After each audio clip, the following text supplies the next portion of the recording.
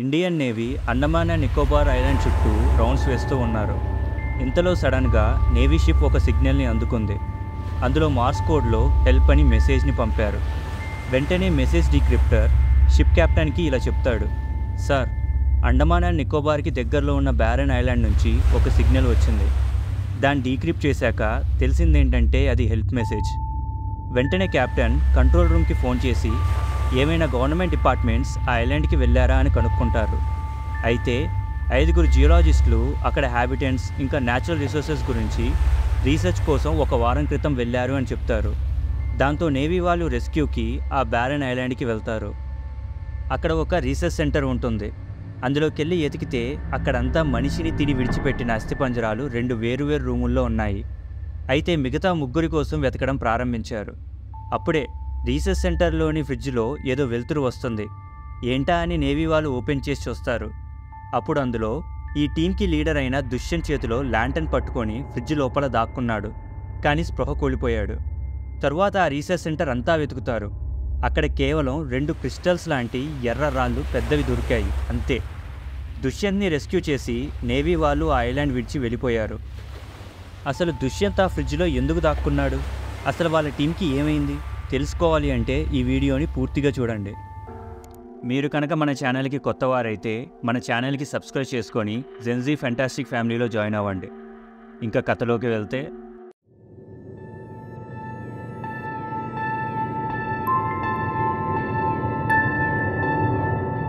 స్పృహలోకి వచ్చిన దుష్యంత్ మెంటల్గా స్టేబుల్గా లేడు.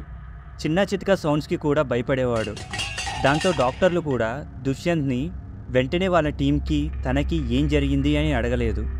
కానీ దుష్యంత్ భయపడినప్పుడల్లా బ్యారన్ ఐలాండ్కి దూరంగా ఉండండి అని అంటూ ఉంటాడు. దాంతో అక్కడ ఉన్న వారందరికీ అర్థమైంది దుష్యంత్ బ్యారన్ ఐలాండ్లో ఏదో చూడకూడనిది చూశాడు అని. నెల రోజుల తర్వాత దుష్యంత్ యథాస్థితికి వచ్చాడు. పోలీసులు దుష్యంత్ని కలిసి అక్కడ మీకు ఏం జరిగింది అని అడిగారు. దుష్యంత్ తనకి తన టీంకి ఏం జరిగిందో వారందరికీ ఇలా వివరిస్తున్నాడు. నవంబర్ 13న దుష్యంత్ ఇంకా వాళ్ళ టీం రాజా, అయాన్, ప్రభాత్, మాణిక్యం అందరూ కలిసి హ్యూమన్స్ ఇంకా పూర్తిగా ఎక్స్ప్లోర్ చేయని బ్యారన్ ఐలాండ్కి వెళ్ళారు.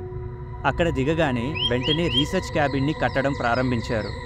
దాంతో ఆ రోజంతా వారు ఒకే చోట ఉన్నారు. ఎవరూ ఆ ఐలాండ్ని ఎక్స్ప్లోర్ చేయడానికి వెళ్ళలేదు. వాళ్ళు క్యాబిన్స్ని రెడీ చేస్తూ ఉన్నప్పుడు దుష్యంత్కి ఎవరో వారిని చూస్తున్నట్టు, తనని గమనిస్తున్నట్టు అనిపించేది. కానీ అది పెద్దగా పట్టించుకోలేదు. మొత్తానికి ఆ రోజు సాయంత్రం కల్లా రీసెర్చ్ క్యాబిన్ని ఏర్పాటు చేసుకున్నారు. అందులో 5 రూములు, ఒక రీసెర్చ్ రూము ఉంటాయి. ఆ రోజు బాగా అలిసిపోవడం వల్ల అందరూ స్నానం చేసి భోజనం చేసి ఎవరు రూమ్లో వాళ్ళు పడుకున్నారు.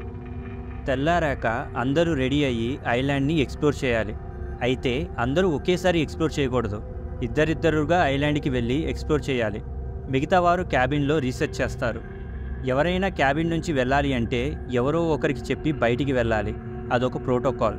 ఒకవేళ ఎవరైనా ఐలాండ్ని విడిచిపెట్టి పోవాలి అంటే తప్పకుండా దుష్యంత్ పర్మిషన్ తీసుకోవాలి.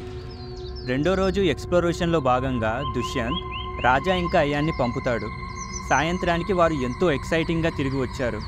దుష్యంత్ ఇంకా మిగతా వారు ఏమైంది అని అడుగుతారు.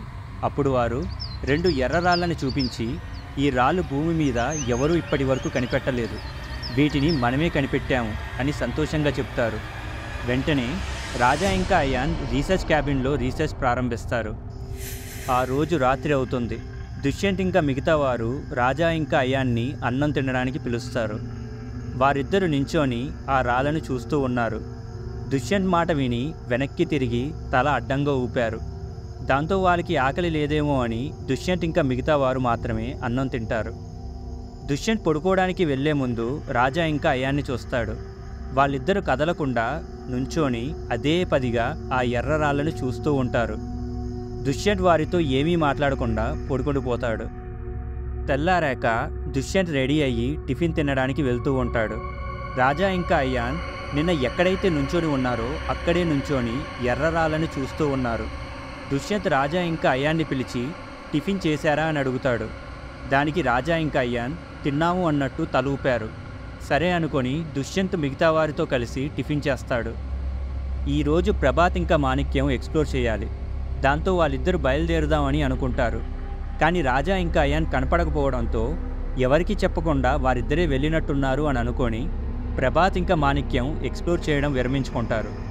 రాత్రి అవుద్ది, వాళ్ళిద్దరి జాడే లేదు. దాంతో దుష్యంత్ మనం వారిని వెతకాలి అని అంటాడు. అప్పుడు మాణిక్యం, ఇంత రాత్రిపూట మనం వెళ్ళడం సేఫ్ కాదు, చూద్దాం, ఈ రాత్రికల్లా వారు వస్తారేమో, ఒకవేళ రాకపోతే రేపు పొద్దున్నే వెళ్ళి వారిని వెతుకుదాం అని అంటాడు. అనుకున్నట్టుగానే ఆ రోజు రాత్రి వాళ్ళు అసలు తిరిగి రాలేదు. దాంతో దుష్యంత్ నిద్రలేచి ప్రభాత్ని నిద్రలేపడానికి వెళ్తాడు. కానీ అక్కడ తాను చూసిన దానికి షాక్ అవుతాడు. చర్మం లేని ఇద్దరు వ్యక్తులు తలో ఎర్రరాయిని చేతిలో పట్టుకొని ప్రభాత్ని పీక్కొని తింటూ ఉన్నారు. అది చూసిన వెంటనే దుష్యంత్ ఆ రూమ్ నుంచి తప్పించుకొని మాణిక్యం రూమ్కి వెళ్తాడు. మాణిక్యాన్ని లేపి వెంటనే ల్యాప్టాప్లో హెల్ప్ సిగ్నల్ని పంపిస్తాడు. మాణిక్యానికి ఏమీ అర్థం కాదు. ఏమైంది దుష్యంత్ అని అరుస్తూ ఉంటాడు. సడన్గా మాణిక్యం కామ్ అవుతాడు. అప్పుడు దుష్యంత్ వెనక్కి తిరిగి చూస్తే ఆ 2 చర్మం లేని జంతువులు రూమ్లోకి వచ్చేశాయి. ఒకేసారి మాణిక్యం పైన దాడి చేసి ఎక్కడికక్కడ పీక్కు తింటున్నాయి. ఆ నొప్పి తట్టుకోలేక మాణిక్యం చావు కేకలు పెడుతున్నాడు. సాయం చేద్దాం అనుకున్న దుష్యంత్కి భయం వేసి అక్కడి నుంచి పారిపోయి ఒక ల్యాంతర్న్ తీసుకొని ఫ్రిడ్జ్లో దాక్కున్నాడు. అంత చలిలో అందులో దాక్కొని దుష్యంత్ స్పృహ కోల్పోయాడు అని అందరికీ చెబుతాడు. అసలు ఆ 2 చర్మం లేని మనుషులు ఎవరు అని అందరూ అనుమానం వ్యక్తం చేస్తారు. దానికి దుష్యంత్, నాకు తెలిసి ఆ 2 చర్మం లేని మనుషులు రాజా ఇంకా అయ్యానే అయి ఉంటారు. వాటి ఎత్తు లావు సరిగ్గా వారిద్దరికీ సరితూగుతుంది. వాటి 2 చేతుల్లో ఉన్న ఎర్రరాళ్ళు రాజా ఇంకా అయాన్ చేతుల్లో ఉన్నవే. ఏదో శాపం వల్ల వాళ్ళు అలా అయిపోయినట్టు నాకు అనిపించింది అని అంటాడు దుష్యంత్. దుష్యంత్ చెప్పింది నిజమో అబద్ధమో ఎవరికీ తెలియదు. ఇన్వెస్టిగేషన్ చేసిన వారికి ఇది మనిషి చేసినట్టు అనిపించడం లేదని తెలుస్తుంది. దాంతో బేర్ అటాక్ అని కేసుని క్లోజ్ చేస్తారు. బ్యారన్ ఐలాండ్ని డేంజరస్ ప్లేస్గా గుర్తించి అక్కడికి వెళ్ళడాన్ని నిలిపివేశారు. ఇప్పటికీ ఇది మిస్టరీగానే మిగిలిపోయింది. The end.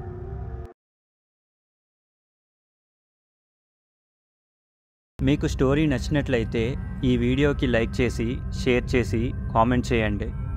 ఇలాంటి మరిన్ని ఇంట్రెస్టింగ్ స్టోరీస్ కోసం మన ఛానల్కి సబ్స్క్రైబ్ చేసుకోండి. Thank you.